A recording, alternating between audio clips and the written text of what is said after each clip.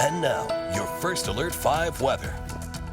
Hey everybody, Renee and I are just talking right at the top of the show about how absolutely stunning it is outside. But man, I don't know about you guys at home, that dry air is starting to grab my hands a little bit there. So lotion, chapstick, those things you're starting to see more and more of as we get that classic fall dry air in southern Colorado. And it's part of why the fire danger is a little elevated today. Now, we don't have the humidity low enough for those big concerns. It's actually 61 in Pueblo, so we talked about that here. A lot of people at the Riverwalk, a little cooler than maybe you'd expect Pueblo to be, especially with Colorado Springs, Canyon City being so much warmer. Now the best air, the warmest air seems to be La Veta, Walsenburg, Trinidad. That's because the wind has been a lot stronger down there coming out through Trinidad, the La Veta Pass, La Veta area, and actually Salida has been pretty windy as well. So we don't have a lot more to go to hit our high temperatures today. That'll be in the 70s and 80s. Again, overall, pretty fantastic stuff.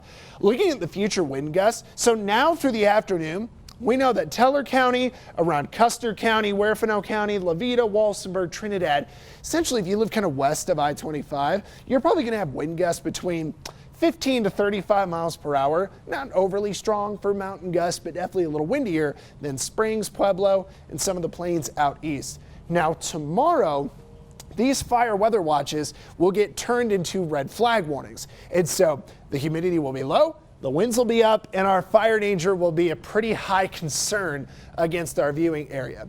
Taking a look at the moisture out west, rain and a lot of it coming across California, dumped huge rain in central California, is slowly creeping through Nevada, Idaho, and Utah is up next. Now, eventually, that system is going to make it to Colorado, but it won't do so until tomorrow morning. And we're going to see that in western Colorado first. So western Colorado gets a nice swath of rain to start Tuesday morning, but we will turn that to snow. Cold air drops in with this system and that elevation takes over. So Tuesday by about 7 to 10 o'clock, this is 9 o'clock, I think I-70 will start to get pretty slick out there. We're going to see that from the Eisenhower Tunnel west, so like Georgetown west of there, you're going to start to notice slick conditions on I-70.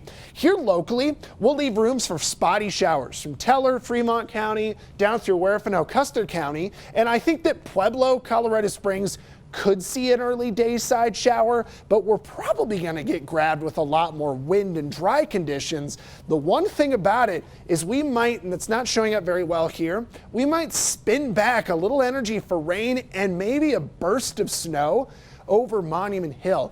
I think that we won't really see any accumulation there, but Teller County, we could get a little bit of snow tomorrow, but I think, again, Monument Hill, a little storm energy could just put a burst out there through the early evening commute. The bulk of our snow will overwhelmingly be in the west, you know, kind of like a 2 to 8 inch snow, depending on your elevation of the mountains. Let's talk about it. So for Colorado Springs, just a small chance of showers tomorrow. I feel like the fire danger is the main thing we'll take care of with our weather alerts. But for the evening commute over that Monument Hill, again, there's a small chance there could be a little burst of some intense snow that just doesn't really accumulate but slows you down. We are going to have much cooler weather to end the week. Pueblo, if we don't get stray showers during the early afternoon, that's about it. We are dry through the extended and we are windy with high fire danger tomorrow. Canyon City, it's very similar. If we don't get any showers in the early afternoon, it's probably about it. Just windy tomorrow, high fire danger, and a little warmer towards this coming weekend. Finally, Woodland Park, I feel like we will get some showers and even a little bit of a flurry through the end of the day. But as far as accumulation of either, real slim, and we're just a lot more fall-like through the extended. Renee? All right, Sam.